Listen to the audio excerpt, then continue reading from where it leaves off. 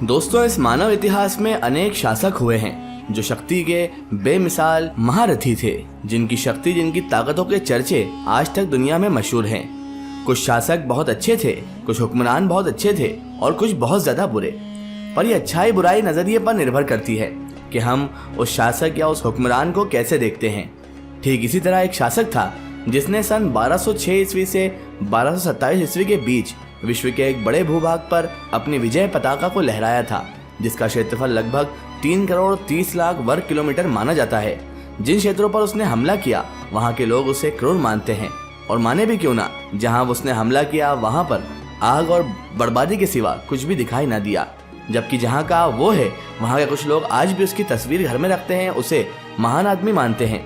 वो इतना क्रूर था कि उसने लगभग 4 करोड़ हत्याएं करवाई और इतना अय्याश था कि उसके पत्नियों की संख्या सैकड़ों से ऊपर जाकर ही ठहरती है। पर ऐसे शासक की कब्र आज भी नहीं पता। दोस्तों, हम बात कर रहे हैं चंगेज खान की। दोस्तों, यहाँ पर एक बहुत बड़ा सवाल ये उठता है कि चंगेज खान ने इतने बड़े भूभाग पर, इतने बड़े क्षेत्रफल पर राज किया, लेकिन क्या आप जानते हैं कि चंगेज खान कभी भारत पर हमला क्यों नहीं कर पाया? आज की इस वीडियो में हम आपको ये भी बताएंगे और ये भी बताएंगे कि चंगेज खान कौन था। दोस्तों, चंगेज खान नाम से मुस्लिम लगने वाला ये शासक वास्तव में मुस्लिम नहीं था। उसका असली नाम था तेमुजिन। वो एक मंगोल योद्धा था तथा मंगोल भाषा में तेमुजिन का अर्थ है लोहकर्मी। चंगेज खान नाम एक उपाधि थी। इस उपाधि का अर्थ था सागर का महान शासक। उसका जन्म मंगोलिया के ओनोन नदी के किनारे 1162 ईस्वी में एक खानाबदोश कबीले में हुआ था। उसकी दाएं हथेली पर जन्म से ही खून का धब्बा था। उसकी माता होयलन तथा पिता येसुजेई थे।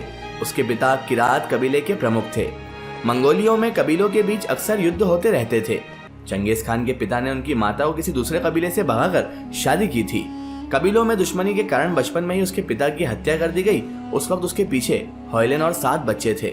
पिता की मृत्यु के बाद लगातार एक के बाद एक विपत्तियों से निपटने के लिए उसने अनेक युद्ध किए। उसका विवाह कम उम्र में ही कर दिया गया था। उसकी पत्नी का नाम बोरेत था। शादी के बाद बोरेत का अपहरण कर लिया गया था। पत्नी को छुड़ाने के लिए भी उसने लड़ाई लड़नी पड़ी थी। जब वह मंगोलों के कबीले का सरदार घोषित हुआ तब चंगेज खान को कागान की उपाधि दी गई। दोस्तों, यहाँ पर बता दें आपको, बचपन से ही चंगेज खान गुस्सैल प्रकृति का था। उसने अपने भाई की हत्या सिर्फ इस बात पे की थी क्योंकि उसने मछली चोरी की थी। अनाथ होने के कारण उसने बचपन से ही काफी संघर्ष किया था। कबीले के सरदार का पुत्र था, इस वजह से उसने युद्ध की बहुत कलाओं और बारीकियों को भी सीख लिया था। वह यायावर प्रकृति का था, इसी वजह से लगातार घूमता रहता और विभिन्न देशों पर आक्रमण करता रहता। वो अपने समय का क्रूरतम और बर्बर आक्रमणकारी शासक था। वो जिन जिन देशों में आक्रमण कर आगे बढ़ता वहां अपनी बर्बरता के निशान छोड़ जाता था। ऐसा माना जाता है कि अपने पूरे जीवन काल में उसने लगभग 4 करोड़ से अधिक हत्याएं करवाई थी। ये संख्या हिटलर और स्टालिन द्वारा कराए गए हत्याओं से भी बढ़कर थी। अपने शासनकाल में उसने नई लिपि उइघुर लिपि को अपनाया। उसने मंगोलों में स्वतंत्र व्यापार को बढ़ावा दिया। व्यापार को और भी सुगम बनाने के लिए और भी चुनौतियां थी, जैसे रास्ते में होने वाली लूटपाट, जिनसे निपटने के लिए भी उसने इंतजाम कर लिए थे।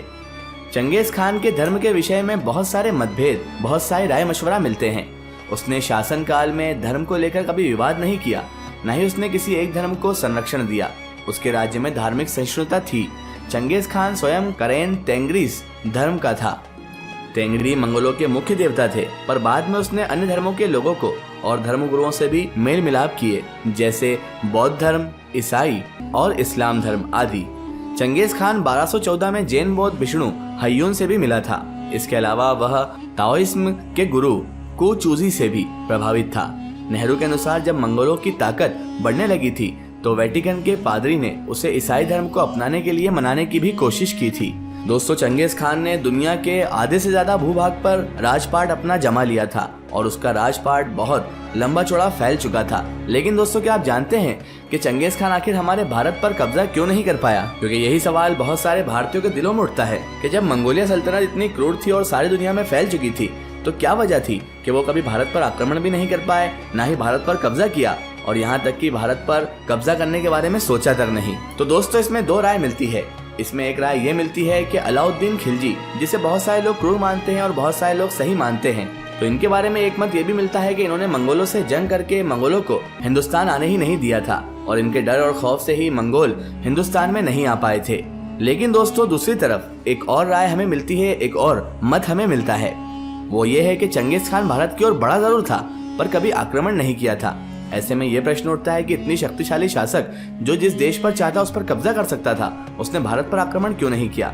उसने अपने विजय रथ को गजनी और पेशावर तक पहुंचा दिया था। गजनी जो वर्तमान का अफगानिस्तान तथा पेशावर वर्तमान का पाकिस्तान है। उस वक्त वहां का शासक ख्वारिज्म वंश का शासक अलाउद्दीन मोहम्मद था। चंगेज खान ने उसे कैस्पियन सागर की ओर भगा दिया था। उसका उत्तराधिकारी हुआ जलालुद्दीन मंगवर्नी, जो भागकर भारत आ गया था। और दोस्तों, चंगेज खान ने उसका पीछा सिंध नदी तक किया था। उस वक्त दिल्ली में इल्तुमिश का शासन था। मंगवर्नी ने इल्तुमिश से सहायता मांगी, पर इल्तुमिश को चंगेज खान की शक्तियों का बहुत अच्छे से मालूम था। इल्तुमिश को पता था अगर इसकी मदद की तो चंगेज खान अपनी भी बैंड बजा देगा। इसीलिए इल्तुमिश ने उसे किसी भी तरह की मदद देने से इनकार कर दिया और उसने मंगवर्नी की सहायता को रजामंदी नहीं दी। चंगेज खान की योजना थी कि वह सिंधु नदी को पार करके भारत पर आक्रमण करते हुए असम के रास्ते मंगोलिया की ओर प्रस्थान करेगा, परंतु ऐसा संभव ही नहीं हो सका। सिंधु नदी के उस तरफ भौगोलिक स्थितियों की वजह से काफी गर्मी थी। इस तरह बहुत ज्यादा गर्मी प्रतिकूल परिस्थितियों की वजह से एक कारण बना कि वो वहीं से लौट गया। साथ ही उस वक्त शासकों के साथ शकुन अपशकुन विचारक भी होते थे। चंगेज खान के विचारकों को अपशकुन की आशा थी, अतः वह वहां से वापस हो गया। पर लौटने से पहले उसने जलालुद्दीन मंगवर्नी के लिए अपनी सेना की एक टुकड़ी वहीं छोड़ दी थी। अंत में दोस्तों, हम यही सोचते हैं कि इतने बड़े शासक के निशान या उसका मकबरा तलाश किया गया होगा, उसकी कोई तस्वीर तो होगी। तो सबसे खास बात यह है कि आज किसी भी इतिहासकार के पास ये प्रमाण नहीं है कि चंगेज खान दिखने में कैसा था। और अभी स्क्रीन पर आपने जितनी भी तस्वीरें देखी, जितनी भी तस्वीरें आपको दिखाई गई, ये सब चंगेज खान का सर्च करने पर गूगल पर हमें मिलती हैं, जिन्हें हमने इस्तेमाल करके आप लोगों के सामने ये वीडियो पेश की। और अभी आप स्क्रीन पर तस्वीरें देख रहे हैं, ये अधिकतर चंगेज खान से रिलेटेड की जाती हैं, चंगेज खान से संबंधित बताई जाती हैं, लेकिन हकीकत क्या है ये तो कोई भी नहीं जानता। इतिहासकार कहते हैं कि ये प्रमाण ही नहीं है कि चंगेज खान दिखने में कैसा था, ना तो कोई तस्वीर है और ना ही कोई पेंटिंग। इतिहासकारों को कुछ सिक्के अवश्य प्राप्त हुए हैं जिनमें उसकी तस्वीर होती है, पर वो भी अस्पष्ट ही रहे, क्योंकि सिक्कों पर तस्वीर जो बनी होती है उससे रियल तस्वीर बनाना बहुत ज्यादा मुश्किल बात है। दोस्तों, सबसे खास बात यह कि चंगेज खान जैसे बड़े शासक का मकबरा कहाँ है, ये भी आज तक किसी को पता नहीं चल सका। हालांकि उस बड़े शासक की याद में एक मकबरे नुमा इमारत अवश्य बनाई गई है, पर वास्तविक मकबरा आज भी लापता है। इसका कारण हमें ये बताया गया है और ये बताया जाता है कि चंगेज खान की इच्छा नहीं थी कि कोई उसके मकबरे को जाने। इसलिए कहा जाता है कि उसके साथियों ने उसके मरने के बाद उसके मकबरे वाले क्षेत्र में दफनाने के बाद 1000 घोड़ों को दौड़ाकर जमीन को बराबर कर दिया था। साथ ही मंगोलिया में ये माना जाता है कि अगर उसकी कब्र मिलेगी तो ये उनके लिए सही शकुन नहीं होगा, पर कोशिशें आज भी जारी हैं चंगेज खान की कब्र को ढूंढने की। तो दोस्तों, ये थी वजह कि उसने भारत पर हमला नहीं किया और ये थी वजह कि चंगेज खान की कब्र आज तक लापता है। फिलहाल दोस्तों, आज की हमारी वीडियो में बस इतना ही। अगर ये वीडियो आपको पसंद आई है तो इसे ज्यादा से ज्यादा शेयर कीजिए और इसे अपने फ्रेंड सर्कल, अपने रिश्तेदारों में जरूर पहुंचाएं। इसी तरह की इन्फॉर्मेटिव और हिस्टोरिकल वीडियो के लिए हमारे चैनल को सब्सक्राइब कीजिए और पास में दिए गए घंटी के आइकन को जरूर दबाएं, ताकि हमारी आने वाली हर नई वीडियो की नोटिफिकेशन आप सब तक पहुंचती रहे।